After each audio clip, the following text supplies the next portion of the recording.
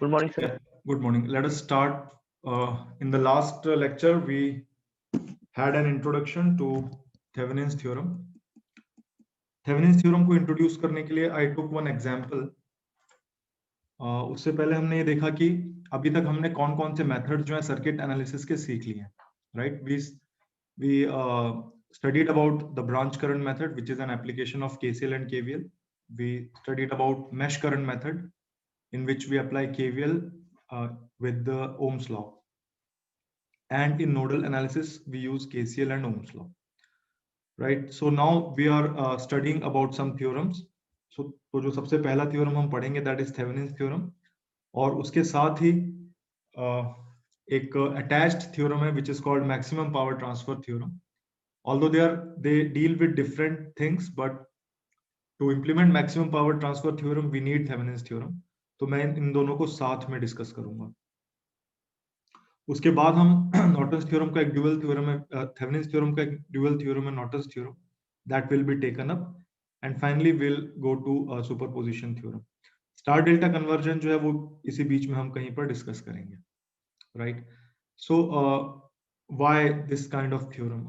Already हमने जब circuit analysis के 3 टूल्स हैं हमारे पास, तो अब हमें कोई नया टूल हम क्यों चाहते हैं, उसको इलस्ट्रेट करने के लिए I took this example the other day. इस एग्जांपल में हमने ये देखा था कि हमारे पास ये जो सर्किट है इसमें एक रेजिस्टेंस है 10 ohms का, and we are required to calculate the current flowing through this 10 ohm resistance. तो इसमें हम कोई भी जब मेथोडोलॉजी इंप्लीमेंट करेंगे टू कैलकुलेट IL, तो उसमें हम देखेंगे कि number of variables will be sufficiently large, especially for this circuit which is complicated in nature. So for example, if I solve this circuit using mesh analysis, I see that I need at least 4 variables. और यहाँ पर एक और calculation हमें जो करना है IL, so there are actually 5 variables. So we need 5 equations to solve this circuit, right? अब अगर इस लोड करंट जो हम कैलकुलेट कर रहे हैं जिस रेसिस्टेंस से, अगर वो रेसिस्टेंस चेंज हो जाए, तो फिर इस लोड करंट को कैलकुलेट करने के लिए हमें सारी प्रोसेस को फिर से करना पड़ेगा, right? Again we have to take 4 mesh currents, and again we have to write the equations and solve the equations to obtain the values of these variables. तो ये जो repeated process है, that will take lot of time and effort. But sir, equation would remain same, only the last equation would probably change. Equations, yeah, they will remain same. ये एक example है जहाँ पे हमें लग रहा है things will change once you make any change in the circuit, everything changes. अगर मैंने यहाँ पर रेसिस्टेंस को चेंज कर दिया तो थिंग्स विल चेंज हियर. हाँ, क्योंकि हमारी फैमिलियरिटी हो जाएगी तो हमें सिमिलर इक्वेशंस दिखाई देंगी. लेकिन अगर ये और ज्यादा कॉम्प्लिकेटेड सर्किट है, ये मैंने एक ऐसा सर्किट बनाया जहां पर हम मैनुअली सारी कैलकुलेशंस कर रहे हैं, but if it is an extremely complicated circuit, then it will be a challenge to again write the same equations, right? तो हमने क्या किया कि हमने यहाँ पर इसको सिंप्लीफाई करने के लिए हमारे पास जो टूल है that is called Thevenin's theorem. तो इसमें हम कर क्या रहे हैं कि there is a complicated network, and this complicated network can be represented in this form, which consists of a voltage source in series with a resistance. So this is called Thevenin's theorem. Any linear bilateral complicated network can be converted to a form which consists of a voltage source in series with a resistance. तो आज की class में हम primarily discuss करेंगे how to calculate this Thevenin's equivalent voltage and this Thevenin's equivalent resistance. तो एक बार हमने जब किसी complicated circuit को इस simplified form में change कर लिया है, तो उसके बाद लोड करंट की कैलकुलेशंस बहुत आसान है. So if you keep varying this load resistance, still the expression remains very simple, right? So we are going to see how to calculate these values VTH and RTH today. But before that, to what kind of circuits can we apply Thevenin's theorem? तो ये भी हमने last class में हमने discuss किया था. The circuit should be a linear and a bilateral circuit. Linear हमने discuss किया था कि ऐसा component for which the effect is directly proportional to the cause, उसे हम एक लीनियर एलिमेंट कहते हैं. For example a linear resistance. Resistance में potential difference is the cause and the current which is flowing through it is the effect. So if they are directly proportional, effect is directly proportional to the cause, तब इस तरह के resistance को हम एक linear resistance कहेंगे. And it will follow this relationship V equal to IR. Similarly अगर कोई इंडक्टेंस है हमारे पास, तो वहां पर जो कॉज है that is the current flowing through the inductor, और उसके कारण हो क्या रहा है कि उस इंडक्टर में एक मैग्नेटिक फील्ड पैदा हो रही है, मैग्नेटिक फ्लक्स, जो उसका इफेक्ट है. तो अगर ये दोनों आपस में लीनियरली रिलेटेड हैं, यानी कि this flux is directly proportional to the current, तब हम कहेंगे कि वो इंडक्टर एक लीनियर इंडक्टेंस है. अदरवाइज वो एक नॉन लीनियर इंडक्टर होगा. So this kinds of components, they are called linear components. और जब हम एक सर्किट बनाते हैं which is composed of linear components, then it is a linear circuit. फिर हमने देखा था कि बाइलेटरल सर्किट क्या होता है. बाइलेटरल में कोई अगर कंपोनेंट बाइलेटरल है तो हम क्या कर रहे हैं, उसका अगर हम कॉज को चेंज कर देंगे तो इफेक्ट का नेचर चेंज नहीं होना चाहिए. फॉर एग्जांपल अ रेसिस्टेंस में यहाँ मैंने दो टर्मिनल्स शो किए A और B, और इस रेसिस्टेंस के अक्रॉस मैंने एक वोल्टेज सोर्स लगाया such that this A is at higher potential and B is at lower potential. इसके कारण एक करंट फ्लो होगा from A to B and value of that current is 10 amperes अगर source 10 volts का है और resistance 1 ohms का है. अब अगर हम इस कॉज को रिवर्स कर दें, यानी कि अब हम A और B के बीच में इस तरह से इस वोल्टेज सोर्स को लगाएं कि B is at higher potential and A is at lower potential, तो करंट की डायरेक्शन तो चेंज होगी लेकिन उसका जो मैग्नीट्यूड है that will not change, that will remain 10 amperes. इसको हम कंपेयर करें बिहेवियर ऑफ अ डायोड. तो मैंने यहाँ पर एक डायोड का एग्जांपल दिया. यहाँ पर हमारे पास दो टर्मिनल्स हैं, एनोड और कैथोड, और हमने एनोड को हायर पोटेंशियल पे रखा है with respect to cathode. This is called forward bias, और उस केस में जो करंट फ्लो होगा that will be of the order of milliamperes. लेकिन अगर हम इसको रिवर्स कर दें such that the cathode is at higher potential with respect to the anode, जिसको हम रिवर्स बायस कहते हैं, तो करंट आइडियली तो जीरो होगा, there will not be any flow of current. लेकिन प्रैक्टिकली अगर हम करंट को देखें तो एक रिवर्स करंट फ्लो हो रहा होगा, बट उसका मैग्नीट्यूड पिछले वाले केस से 1000 टाइम्स कम होगा, right. It will be of the order of micro amperes. तो इसका जो नेचर है हम कहते हैं कि एक यूनिलेटरल नेचर है. This type of element is a unilateral element. तो थेवेनिन्स थ्योरम को अप्लाई करने के लिए जिस नेटवर्क में हम थेवेनिन्स थ्योरम अप्लाई कर रहे हैं, that should be a bilateral network, right? So these are the two conditions for the application of this theorem. So let us move. Unilateral के केस में नहीं होगा ना सर? बाइलेटरल के केस में नहीं होगा. यूनिलेटरल के केस में नहीं होगा. The circuit has to be linear and bilateral. ठीक है. So इसको जो VTH और RTH को डिटरमाइन करने के बहुत सारे मेथड्स हैं. उनमें से प्राइमरीली 3 मेथड्स हम डिस्कस करेंगे. And the method number 1, which is the preferred method, I prefer it very much. This is the advantage of this method is that it is a universal method. मतलब हम बाकी के जो methods हम पढ़ेंगे उनमें से एक और मेथड है जो वो भी यूनिवर्सल है, लेकिन हम ये देखेंगे कि कई बार जब डिपेंडेंट सोर्सेज होंगे सर्किट में तो कोई मेथड ऐसे होंगे जो एप्लीकेबल नहीं होंगे. So this method 1 is a very good method and it is a universal method. You can apply it to circuits which have dependent sources and you can apply to circuits which do not have any dependent sources. तो मैं इसके steps पहले एक बार summarise करूंगा और फिर मैं examples देकर बताऊंगा कि इस तरह के मेथड को कैसे अप्लाई करना है. ये बहुत सिंपल सा मेथड है. हमें सिर्फ जो पुराने 3 मेथड्स हमने पढ़े हैं, यानी branch current method, mesh analysis या नोडल एनालिसिस, उनमें से वो मेथड्स हमें आने चाहिए, तो हम उनको आराम से यहाँ पर यूज कर लेंगे. फिर तो सबसे पहले हमें वो वाला रेसिस्टेंस आइडेंटिफाई करना है जिससे हमें करंट पूछा गया है. ऐसे रेसिस्टेंस को हम लोड रेसिस्टेंस कहते हैं. ठीक है. So first of all, you should identify the load resistance and you have to remove it from the network. तो अगर हमारे पास ये कोई कॉम्प्लिकेटेड नेटवर्क है और हमसे कहा गया है कि इस रेसिस्टेंस से हमें करंट कैलकुलेट करना है, तो हम इस रेसिस्टेंस को कहेंगे लोड रेसिस्टेंस और इस करंट को हम कहेंगे लोड करंट, राइट? तो हमारा जो सबसे पहला स्टेप होगा वो ये होगा कि हम इस लोड रेसिस्टेंस को हटा देंगे नेटवर्क से। और जैसे मैंने बताया कि अगर नेटवर्क में हम कोई भी चेंज करते हैं तो everything changes, the values of voltages and currents, everything changes, right? So हमने ये लोड रेसिस्टेंस को जब हटा दिया तो मुझे ये दो टर्मिनल्स दिख रहे हैं।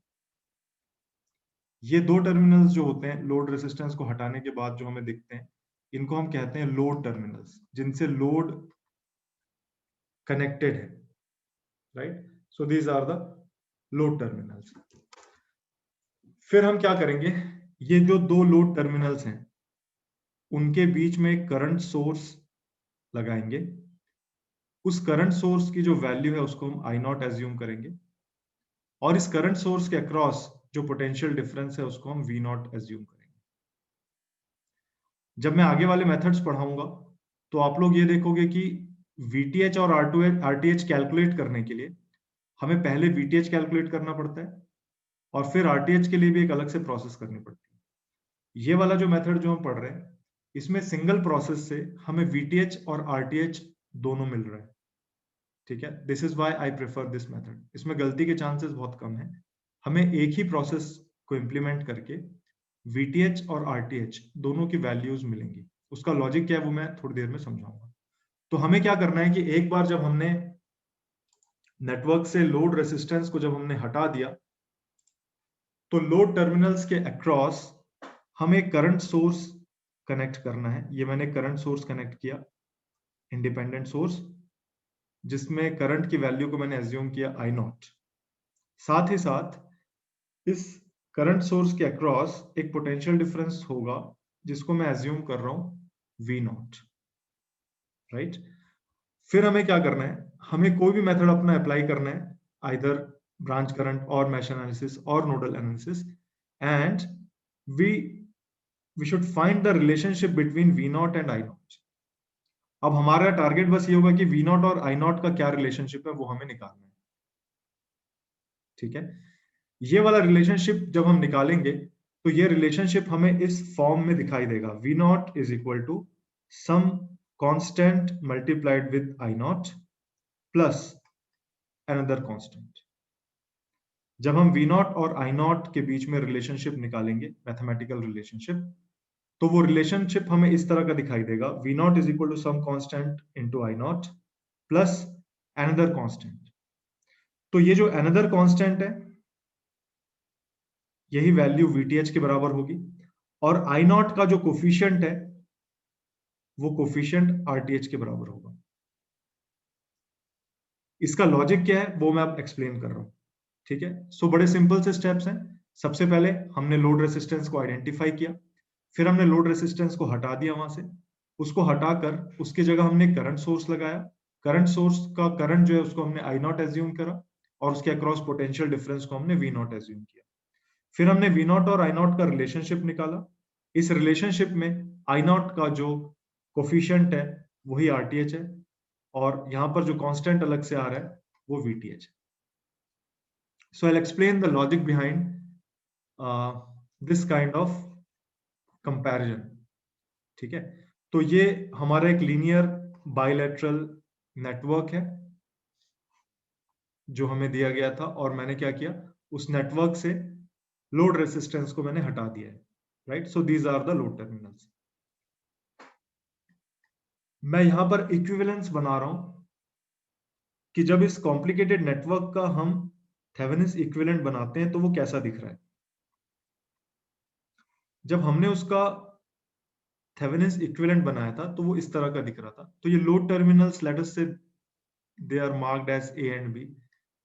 तो ये दोनों ऊपर और नीचे जो मैंने सर्किट्स बनाए they are exactly equivalent of one another. So this is VTH and this is RTH. Now when we say that they are equivalent, it means that they behave in similar manners, है ना? Equivalence का मतलब ही वही है। So मैंने फिर ये बताया आपको कि हम यहाँ पर एक करंट सोर्स ऐड कर रहे हैं, यानी कि हम यहाँ पर भी हम करंट सोर्स ऐड करते तो एग्जैक्टली सिमिलर बिहेवियर होगा इस सर्किट का भी. So this current source has got a value I naught and the potential difference across this current source is V naught. तो यहाँ पर भी वो यही होगा. ठीक है, तो ये दोनों एग्जैक्टली इक्विवेलेंट हैं एक दूसरे के. So now let us see what happens in the circuit which I have drawn below here. इस सर्किट में अगर मुझे V naught और I naught का रिलेशनशिप निकालना है तो वो मैं कैसे निकालूंगा? सबसे पहले identify how many current sources are there. There is one current source, यानी this current is known and it is equal to I naught, right? And I can draw a loop here. लेकिन हमने अभी तक ये पढ़ा था कि हमें ऐसे लूप्स को अवॉइड करना है जिसमें करंट सोर्स है, बट वो हमें ऐसे लूप्स को इसलिए अवॉइड करना था क्योंकि हम करंट सोर्स के अक्रॉस वोल्टेज नहीं कैलकुलेट कर सकते थे. But here although there is a current source, you know the voltage across it is equal to V naught. ठीक है, so I have taken a loop here and now I am applying KVL in this loop. So by applying KVL in this loop, starting from this point, I get this equation minus VTH minus RTH into I naught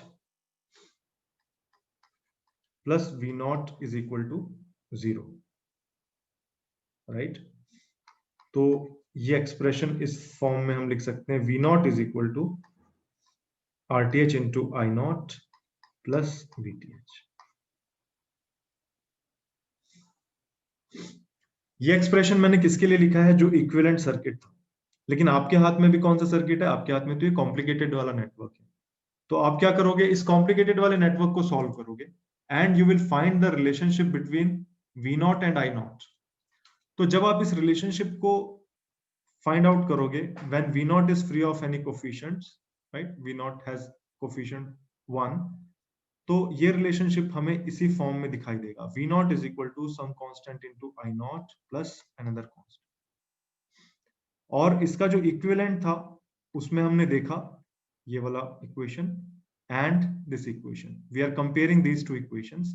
तो हमें दिखा कि I naught का जो coefficient है that is RTH और ये वाला जो कांस्टेंट टर्म है that is VTH. So this is the logic behind this method. So once you find out the relationship between V naught and I naught, you will be able to get the values of RTH and VTH in that single process. Okay, so I'll take up few examples to illustrate this method. उसके बाद आपकी जो भी doubts होंगे you can ask me. So here a circuit is given where we are required to calculate this current through 1 ohm resistance. तो जिस resistance से हमें करंट पूछा गया, एग्जाम में ये बिल्कुल स्पेसिफाई किया जाएगा कि you have to use Thevenin's theorem to calculate this current. ठीक है, तो जिस रेसिस्टेंस से हम करंट कैलकुलेट हमें करना है उस रेसिस्टेंस को हम कह रहे हैं लोड रेसिस्टेंस, और जो करंट हम कैलकुलेट कर रहे हैं that current is the load current. तो हमारा जो मेथड है वो क्या है? When you are being told to calculate this current using Thevenin's theorem, it means that कि इस लोड रेसिस्टेंस को छोड़कर ये जो बाकी का सर्किट है जिसको हम एक कॉम्प्लिकेटेड सर्किट कह रहे हैं, हमें ये जो बाकी का सर्किट है इसको इस फॉर्म में कन्वर्ट करना है. ये फॉर्म क्या है? One voltage source in series with the resistance where the value of the voltage source is VTH, the value of the resistance is RTH, और फिर हमने क्या करना है? ये वाला जब फॉर्मेट हमें मिल जाएगा तो हम इस लोड रेसिस्टेंस को वापस कनेक्ट करेंगे और हम इस लोड करंट को कैलकुलेट कर लेंगे. This is what we have to do. तो अभी हमारे लिए चैलेंज क्या है? अभी हमारे लिए चैलेंज है VTH और RTH को कैलकुलेट करना।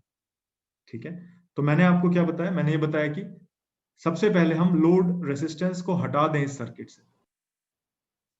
तो हमने लोड रेसिस्टेंस को हटा दिया, हमारा सर्किट इस तरह का दिख रहा है। तो ए और बी क्या चीज है, यहाँ पर ए और बी लोड टर्मिनल्स है। फिर हमने क्या किया, इन लोड टर्मिनल्स के अक्रॉस एक करंट सोर्स लगा दिया। इस करंट सोर्स की वैल्यू हमने एज्यूम कर ली I0 और इसके अक्रॉस पोटेंशियल डिफरेंस हमने एज्यूम कर लिया V0। अब हमारा टारगेट है कि V0 और I0 के बीच में रिलेशनशिप निकालना। They are not variables here in the sense कि हमें उनकी वैल्यूज चाहिए। We don't need the values of V0 and I0, we need the relationship between V0 and I0। ठीक है, तो मैं जो मेथड प्रेफर करता हूं रिलेशनशिप निकालने के लिए, I always prefer branch current method.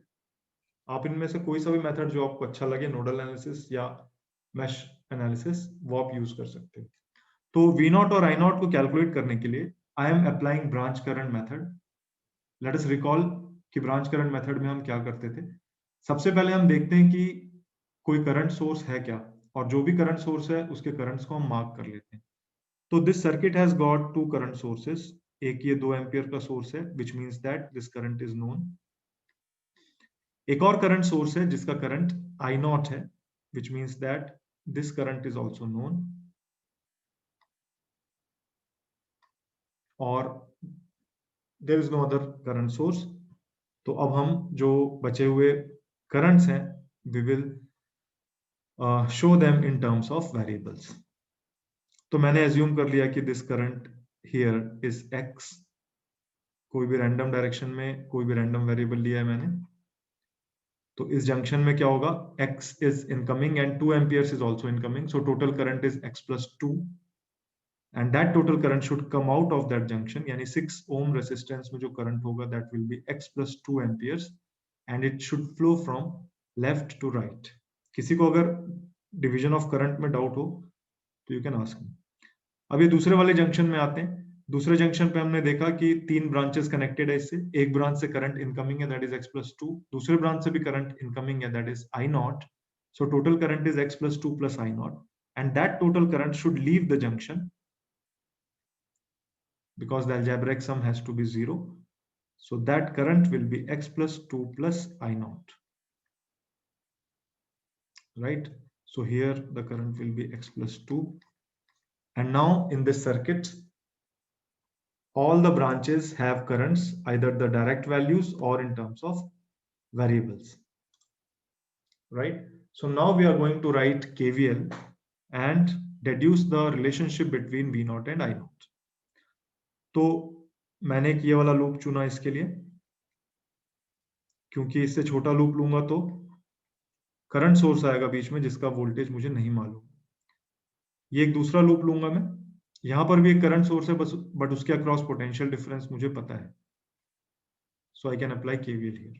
So I have taken these two loops and now I am writing KVL for loop L1। So I am starting from this point जहां मैंने cross बनाया है। You can check the equation, किसी को doubt हो तो please ask. -12 plus 6x plus 6 into x plus 2 plus 4 into x plus 2 plus I0 and this equals 0। Equation को थोड़ा सा सिंप्लीफाई कर लेते हैं। So this is -6, I am dividing this equation with 2। Check करना कहीं गलत हो तो मुझे बताना। plus 3x plus 3x plus 6 plus 2x plus 4 plus 2I0 equals 0। तो यहां से I can get x in terms of I0, so this will be 8x, this 6 and this 6 will get cancelled out, so 8x will be equal to -4 minus 2I0, this will be the first equation। Similarly, I am writing KVL for loop L2। I am starting from I'm starting at junction A. So I see a fall in potential across the current source, and the potential difference is V naught. So plus V naught minus 4 into x plus 2 plus I naught equals 0.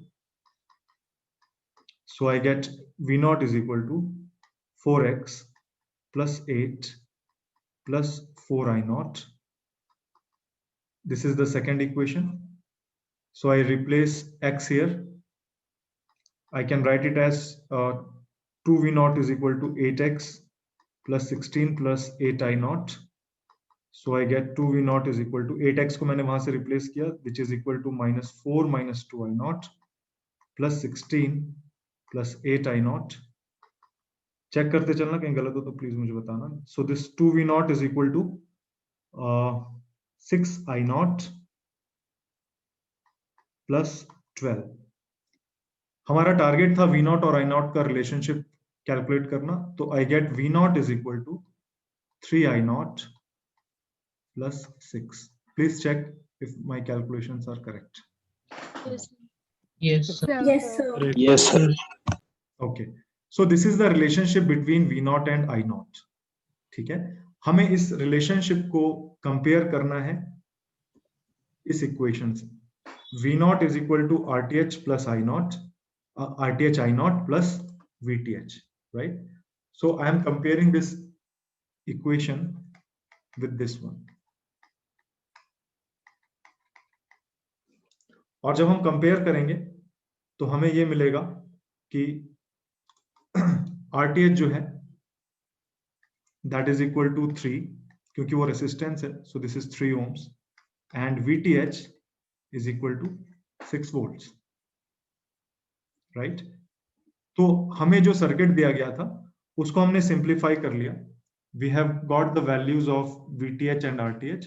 So this VTH is 6 volts and RTH is 3 ohms. Now we can calculate this current. This load current will be 6 divided by 3 plus 1. So the current through this 1 ohm resistance will be 6 by 4 amperes.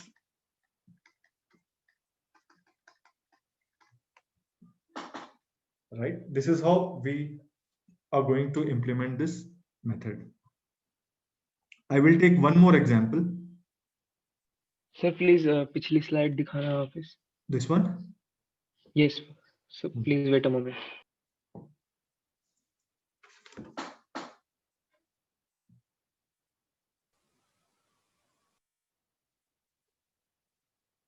Done, sir. Thank you, sir. Thank you. Which current did we find by VTH divided by RTH plus RL? I could not get your question. I have seen. It's okay. I got Okay. it. I will take one more example. Let us solve this example. हमें exam में इस तरह का question भी आ सकता है जहां पर RL की वैल्यू ना दी गई हो. हमसे सिर्फ कहा जाए कि लोड रेसिस्टेंस को जो नेटवर्क फीड कर रहा है, यानी ये पूरा नेटवर्क, उसको हम थेवेनाइज करें. Thevenin was is name of the scientist who gave this method, and we being engineers, we can use noun as verb also. तो एग्जाम में इस तरह क्वेश्चन भी आ सकता है. Theveninize the network which is feeding power to RL. तो RL जो resistance है, it is being fed, the power is being fed using this network. तो हमें इस नेटवर्क को थेवेनाइज करना है, यानी कि हमें इस नेटवर्क को इस फॉर्म में कन्वर्ट करना है.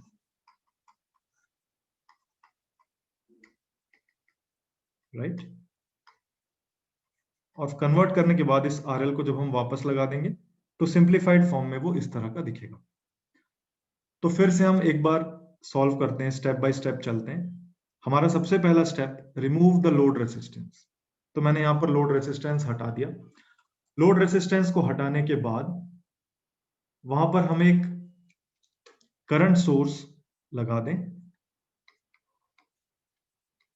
उस करंट सोर्स के करंट की वैल्यू को हम आई नॉट एज्यूम कर लें और उसके अक्रॉस पोटेंशियल डिफरेंस को हम वी नॉट एज्यूम कर लें और फिर हम वी नॉट और आई नॉट के बीच में रिलेशनशिप निकालें और उस रिलेशनशिप को हम इस एक्सप्रेशन से कंपेयर करें V not is equal to R T H into I not plus V T H, right.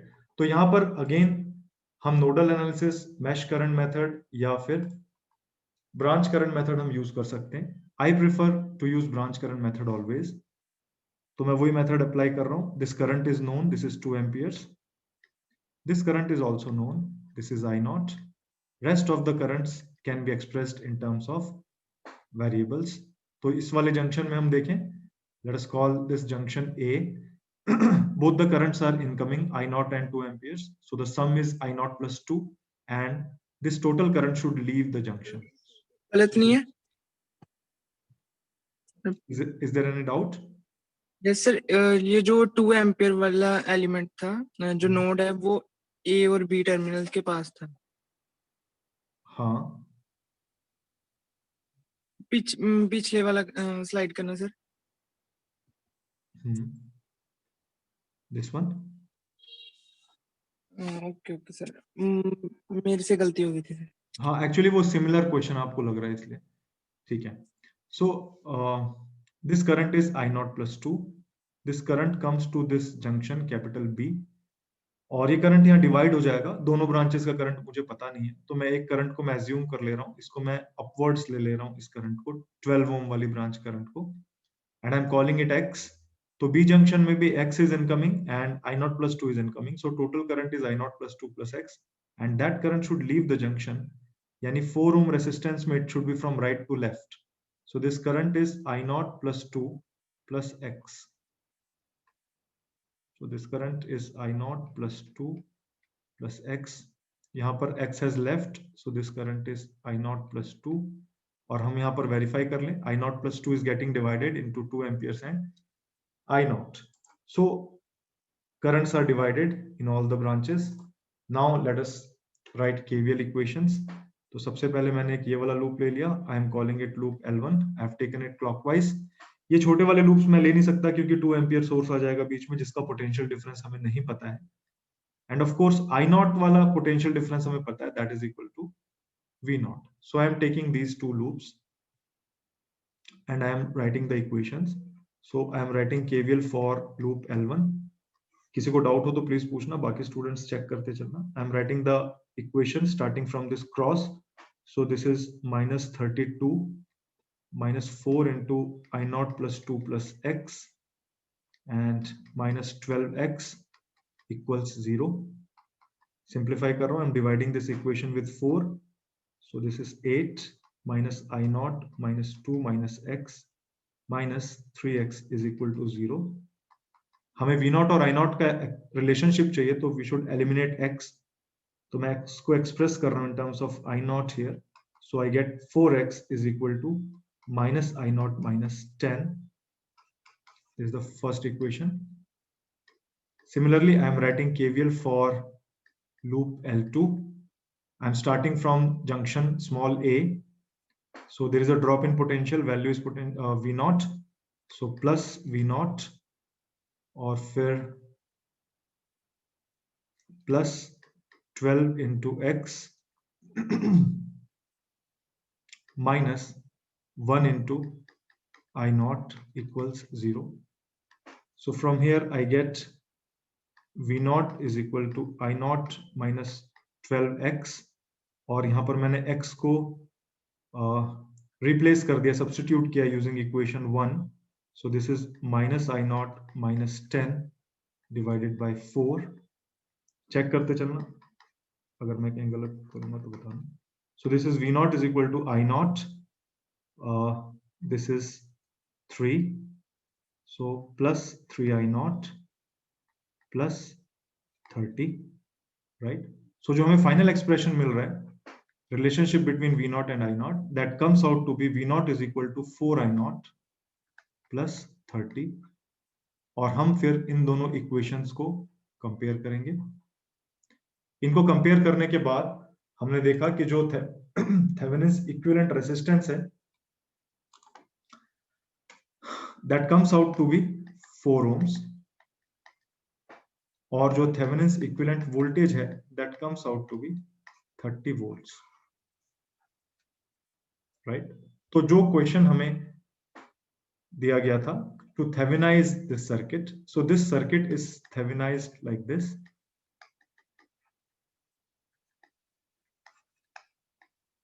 These terminals are A and B, and this VTH came out to be 30 volts, and RTH came out to be 4 ohms. So this is the answer. Have a look at this process, और किसी को doubt हो तो please ask.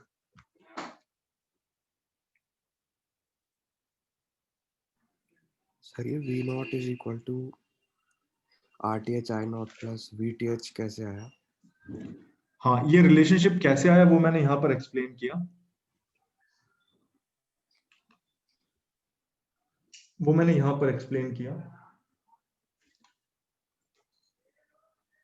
हमने कहा कि ये complicated network को हमने सिंप्लीफाइड फॉर्म में चेंज किया, राइट? VTH और RTH सीरीज में.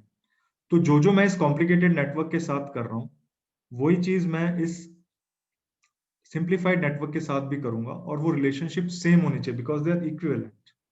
ठीक है, तो मैंने क्या किया, एक ये नेटवर्क लिया जो थेवेनिन्स नेटवर्क था, VTH RTH था और लोड टर्मिनल्स थे AB. तो मैंने यहां पर भी एक करंट सोर्स लगाया I0 का, जिसका पोटेंशियल डिफरेंस मैंने V0 एज्यूम किया, और फिर मैंने देखा कि V0 और I0 का क्या रिलेशनशिप बन रहा है. तो वो रिलेशनशिप ये बन रहा था जिसको हम बार बार अब यूज कर रहे हैं. Is it clear? Yes, sir.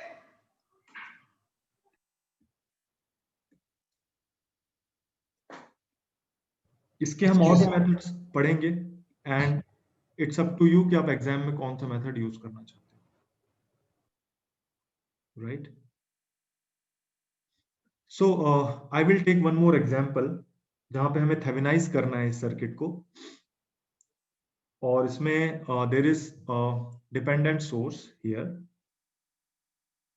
ठीक है, हमारे लिए इसको सॉल्व करना बहुत आसान है. ए और बी जो है वो लोड टर्मिनल्स हैं, तो हमने क्या किया, यहाँ पर एक करंट सोर्स ऐड कर दिया जिसके करंट को हमने एज्यूम कर लिया I0, और इसके अक्रॉस पोटेंशियल डिफरेंस को हमने एज्यूम कर लिया V0.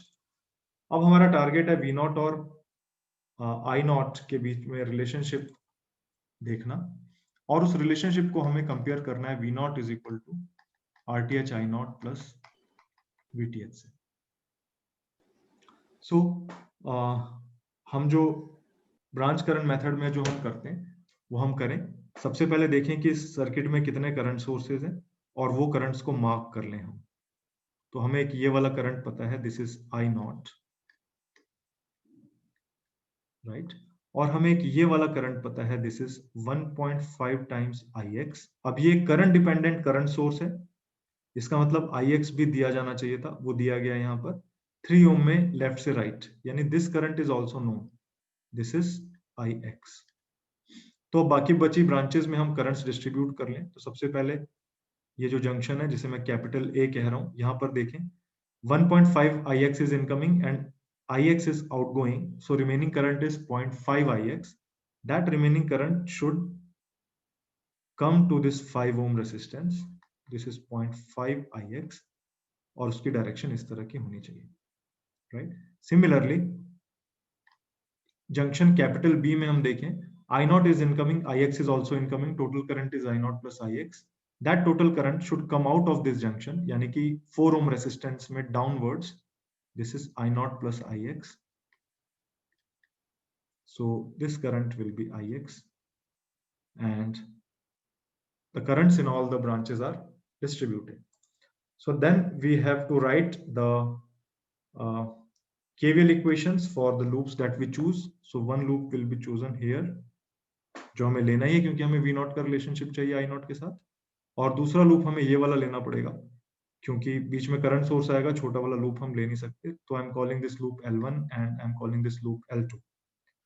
बस सारी प्रोसेस सेम है. अगर डिपेंडेंट सोर्स आ भी रहा है तो कोई प्रॉब्लम नहीं है. So I am writing KVL for loop L1 starting from this cross. So this is -6. आप लोग चेक करिएगा कोई गलती हो तो बताइएगा, -5 into 0.5 ix plus 3 into ix plus 4 into I naught plus ix equals 0. हम उसको सिंप्लीफाई करेंगे और ix को एक्सप्रेस कर देंगे in terms of I naught because we have to eliminate ix. Then I will write KVL for loop L2 starting from the junction B. So the expression will be plus V naught minus 4 into I naught plus ix equals 0. So equation 1 or 2 से we will find the relationship between V naught and I naught. So it will come out to be V naught equal to some constant into I naught plus another constant. और हम compare करेंगे तो we will get the values of VTH and RTH. So this question you should solve and match whether the answer that you're getting is correct or not. अब मैं इस point पर आऊंगा, थोड़ा सा टाइम हमारे पास है, उस पॉइंट पर मैं आऊंगा कि जो अभी मैंने मेथड आपको बताया वो क्यों इतना इंपॉर्टेंट है।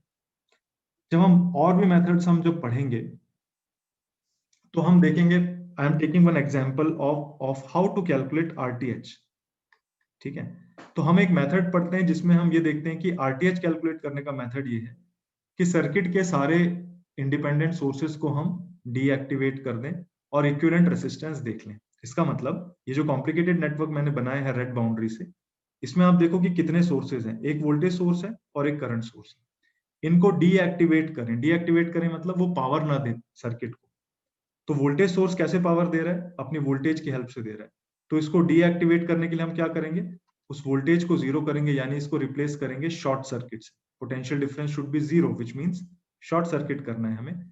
करंट सोर्स चार्ज के फ्लो को मेंटेन करके पावर दे रहा है, तो इसको डीएक्टिवेट करने के लिए हम क्या करेंगे, we will replace it with an open circuit so that no current can flow. ये वाला मेथड मैं डिटेल में बताऊंगा, आई एम जस्ट टेलिंग कि हम अभी जो मैंने मेथड बताया वो क्यों इंपॉर्टेंट है। तो देखो, अब जब सर्किट दिखेगा वो इस तरह का दिखेगा between A and B, right? The current source has been open circuited, the voltage source has been short circuited, resistances will remain as they were. अब हमें क्या है, ए और बी के बीच में देखना है कि कितना रेसिस्टेंस दिखाई दे रहा है, वही रेसिस्टेंस आरटीएच होता है। तो हमें क्या दिखाई देगा, 4 and 12 आर इन पैरेलल, तो उनका इक्विवेलेंट कितना हो गया, 4 into 12 by 4 plus 12, और इनका जो कॉम्बिनेशन है that will be in series with 1 ohm, right? So equivalent resistance ये हो जाएगा, so this will be 12 by 3 plus 1, right, so this will be 4 ohms, और हमारा जो आंसर आया था वो भी कितना आया था, 4 ohms आया था। ठीक है, तो अब हमें ये वाला मेथड अच्छा लग रहा है, दिस इज सिंपल कि वोल्टेज सोर्स को शॉर्ट सर्किट कर दो, करंट सोर्स को ओपन सर्किट कर दो और इक्विवेलेंट रेजिस्टेंस देख लो। लेकिन this method is not applicable to cases जहां पर डिपेंडेंट सोर्स होंगे। हम यहां पर ये नहीं कर सकते कि इसको ओपन सर्किट करके डीएक्टिवेट कर दिया और यहाँ that method will not be applicable. ठीक है, so that method has got a limitation कि हम उसको तभी अप्लाई कर सकते हैं जब हमारे पास ऐसा सर्किट हो जहां पर डिपेंडेंट सोर्सेज ना हो। लेकिन जो अभी हमने मेथड पढ़ा आज, that is applicable to all kinds of situation. So this is the preferred method which I like to use. I will teach other methods also, so it will be up to you कि आप कौन सा method use करना चाहते हैं। ठीक है, so I think our time is over.